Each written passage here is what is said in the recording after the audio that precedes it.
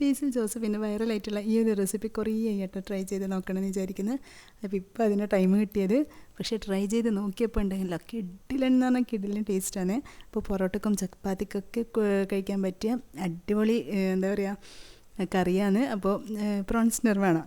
അപ്പോൾ എല്ലാവർക്കും കണ്ടപ്പോൾ തന്നെ മനസ്സിലായിട്ടുണ്ടാവല്ലോ അതെങ്ങനെ ഉണ്ടാക്കുന്നതെന്നൊക്കെ പെട്ടെന്ന് തന്നെ റെഡിയാക്കാൻ പറ്റുന്നേ ഉള്ളൂ കേട്ടോ.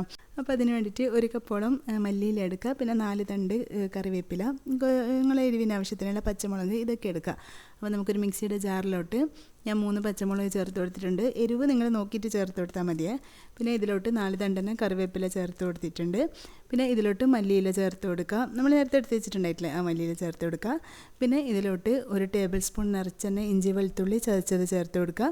പിന്നെ 1/2 ടീസ്പൂണോളം കുരുമുളക്, അതൊക്കെ നിങ്ങൾ എരിവ് നോക്കിയിട്ട് ചെയ്യുക. പിന്നെ 1 ടീസ്പൂൺ മുളക് പൊടി, 1/2 ടീസ്പൂൺ മഞ്ഞൾപ്പൊടി, പിന്നെ 1 ടീസ്പൂൺ തന്നെ ഗരം മസാല പൗഡർ, പിന്നെ ആവശ്യത്തിനുള്ള ഉപ്പ്. പിന്നെ ഇതിലോട്ട് വേണ്ടത് വിനാഗിരിയാണ്. അപ്പോൾ 3 ടേബിൾ സ്പൂണോളം സിർക്കില്ലേ വിനാഗിരി അത് ചേർത്ത് കൊടുക്കുക. പിന്നെ 1 ടേബിൾ സ്പൂൺ നിറച്ചെണ്ണ വെളിച്ചെണ്ണയും ചേർത്ത് കൊടുക്കുക. ഇതൊക്കെ കൂടിയിട്ട് നല്ല പോലെ പേസ്റ്റായിട്ടൊന്ന് അരച്ചിട്ടെടുക്കുക. ഇനി നമുക്ക് 1/2 കിലോ പ്രോൺസിലോട്ട് 1/2 കിലോ ഞാനിത് വൃത്തിയൊക്കെ ആക്കി കഴിഞ്ഞപ്പോൾ കുറച്ച് കുറഞ്ഞിട്ടുണ്ടാവുമല്ലോ. ഇതിലോട്ട് നമ്മൾ നല്ല പേസ്റ്റാക്കി വെച്ചിട്ടുള്ള ഈ ഒരു പേസ്റ്റ് ചേർത്ത് കൊടുക്കുക. നമ്മുടെ മല്ലിയിലയും ഇതൊക്കെ ചേർത്തിട്ടുണ്ടായില്ലേ ആ ഒരു പേസ്റ്റ് ചേർത്ത് കൊടുക്കുക. എന്നിട്ട് നല്ല പോലെ തന്നെ കൈവച്ചിട്ട് നിങ്ങൾ സ്പൂണിനേക്കാളും കൈവച്ചിട്ട് നല്ല പോലെ തന്നെ മിക്സ് ചെയ്തിട്ടെടുക്കുക കേട്ടോ. എല്ലാ ഭാഗത്തും ആവുന്ന രീതിയിൽ മിക്സ് ചെയ്തിട്ടെടുക്കുക.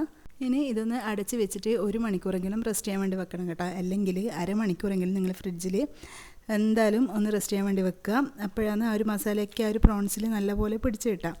ഇനി നമ്മൾ ഒരു പാന് അടുപ്പിലോട്ട് വെച്ചിട്ട് ഇതിലോട്ട് 1-2 ടേബിൾ സ്പൂണോളം വെളിച്ചെണ്ണ ഒഴിച്ച് കൊടുക്കുക. വെളിച്ചെണ്ണ തന്നെ എടുക്കട്ടെ, ഇതിൻ്റെ കറക്റ്റ് ടേസ്റ്റ് അപ്പോഴാണ് ഉണ്ടാവുക. ഇനി ഇതിലോട്ട് കുറച്ച് കറിവേപ്പിലയും കൂടി ചേർത്ത് കൊടുത്തിട്ട് നമ്മൾ നേരത്തെ മാരിനേറ്റ് ചെയ്ത് വെച്ച പ്രോൺസ് ഇല്ലേ ചെമ്മീൻ, അത് ഇതിലോട്ട് ഇട്ട് കൊടുക്കുക. നിങ്ങൾക്ക് കുറച്ച് വലിയ ചെമ്മീൻ കിട്ടുകയാണെങ്കിൽ അത്രയും നല്ലതായിട്ടോ. എനിക്ക് അത്ര വലുത് കിട്ടിയിട്ടില്ല. അപ്പോൾ കിട്ടിയത് വെച്ചിട്ട് അഡ്ജസ്റ്റ് ആക്കുക. എന്തായാലും നല്ല ടേസ്റ്റ് തന്നെയാണ്. വലുത് തന്നെ വേണമെന്നൊന്നുമില്ല, നമ്മളെ കയ്യിൽ ഏതാണോ ഉള്ളത് അത് വെച്ചിട്ട് ചെയ്യുക. നല്ല ഫ്ലേവറുള്ള ചെമ്മീനാവണമെന്നേ ഉള്ളൂ.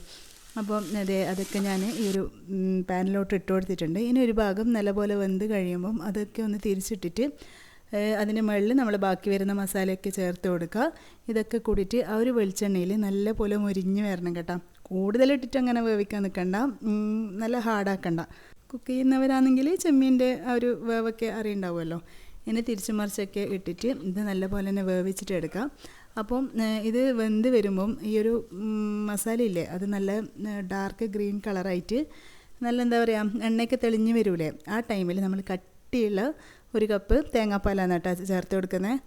ഇനി എല്ലാം കൂടി നല്ല പോലെ ഒന്ന് മിക്സ് ചെയ്തിട്ട് ഒരു 5-10 മിനിറ്റൊക്കെ ലോ ഫ്ലെയിമിൽ അങ്ങനെ തന്നെ വെച്ച് കൊടുക്കട്ടോ. അപ്പോൾ ആ ഒരു തേങ്ങാപ്പാലൊക്കെ അതിലൊക്കെ പിടിച്ച് കുറുകിയിട്ട് നല്ല അടിപൊളിയായിട്ട് കിട്ടും. അപ്പോൾ ഞാൻ ഉപ്പ് നോക്കിയപ്പോൾ കുറച്ച് ഉപ്പ് കുറവുണ്ടായിന്, അപ്പോൾ ആ ഒരു ഉപ്പും കൂടി ചേർത്ത് കൊടുത്തിട്ടുണ്ട്. ഇനി ഞാൻ പറഞ്ഞല്ലോ അങ്ങനെ തന്നെ വെച്ച് കൊടുക്കുക. അപ്പോൾ അത് എണ്ണയൊക്കെ തെളിഞ്ഞ് ആ ഒരു തേങ്ങാപ്പാലൊക്കെ വറ്റി ഇനി എല്ലാം കൂടി നല്ല പോലെ ഒന്ന് മിക്സ് ചെയ്തിട്ട് ഒരു 5-10 മിനിറ്റൊക്കെ ലോ ഫ്ലെയിമിൽ അങ്ങനെ തന്നെ വെച്ച് കൊടുക്കട്ടോ. അപ്പോൾ ആ ഒരു തേങ്ങാപ്പാലൊക്കെ അതിലൊക്കെ പിടിച്ച് കുറുകിയിട്ട് നല്ല അടിപൊളിയായിട്ട് കിട്ടും. അപ്പോൾ ഞാൻ ഉപ്പ് നോക്കിയപ്പോൾ കുറച്ച് ഉപ്പ് കുറവുണ്ടായിന്, അപ്പോൾ ആ ഒരു ഉപ്പും കൂടി ചേർത്ത് കൊടുത്തിട്ടുണ്ട്. ഇനി ഞാൻ പറഞ്ഞല്ലോ അങ്ങനെ തന്നെ വെച്ച് കൊടുക്കുക. അപ്പോൾ അത് എണ്ണയൊക്കെ തെളിഞ്ഞ് ആ ഒരു തേങ്ങാപ്പാലൊക്കെ വറ്റി നല്ല അടിപൊളിയായിട്ട് കിട്ടും കേട്ടോ. നല്ല ടേസ്റ്റാണ്. എന്തായാലും ഒന്ന് ട്രൈ ചെയ്ത് നോക്കിക്കോ. അപ്പോൾ ഞാൻ ഇതിൻ്റെ കൂടെ ബട്ടർ പത്തിരിയാണ് കേട്ടോ ഉണ്ടാക്കിയിട്ടുള്ളത്. അതിൻ്റെ റെസിപ്പി വേണമെങ്കിൽ ഞാൻ നോക്കട്ടെ, ഡിസ്ക്രിപ്ഷൻ ബോക്സിൽ കൊടുക്കാം. ഞാൻ കുറച്ച് മുന്നേ ചെയ്തിട്ടുണ്ടായിന് ഞാനില്ലേ, അത് ഇതിൻ്റെ കൂടെ കാണിക്കണമെന്ന് വിചാരിച്ചിട്ടുണ്ടായിന്, പക്ഷേ ഞാൻ മറന്നു കേട്ടോ. അപ്പം പക്ഷേ ചപ്പാത്തിൻ്റെ കൂടെ ആയാലും പൊറോട്ടേൻ്റെ കൂടെ ആയാലും എന്തിൻ്റെ കൂടെ ആയാലും നല്ലൊരു കോമ്പിനേഷനാണ്. എല്ലാവരും ഒന്ന് ട്രൈ ചെയ്ത് നോക്കിക്കോ. അപ്പം വീഡിയോ ഇഷ്ടമായെന്ന് വിചാരിക്കുന്നു. ഇഷ്ടമായിട്ടുണ്ടെങ്കിൽ എന്നും പറയുന്ന പോലെ തന്നെ ലൈക്ക് ചെയ്യാനും ഷെയർ ചെയ്യാനും കമൻറ്റ് ചെയ്യാനൊന്നും മറക്കണ്ട. എന്നും പറയുന്ന പോലെ ഒരു ഹേർട്ടെങ്കിലും കമൻറ്റ് ചെയ്യാം കേട്ടോ. അതുപോലെ എന്താ പറയുക, സബ്സ്ക്രൈബ് ചെയ്ത് കാണുന്നവരുണ്ടെങ്കിൽ ഒന്ന് സബ്സ്ക്രൈബ് ചെയ്ത് സപ്പോർട്ട് ചെയ്യുക. അപ്പോൾ നമുക്ക് നെക്സ്റ്റ് വീഡിയോയിൽ കാണാം. അതുവരേക്കും ബൈ.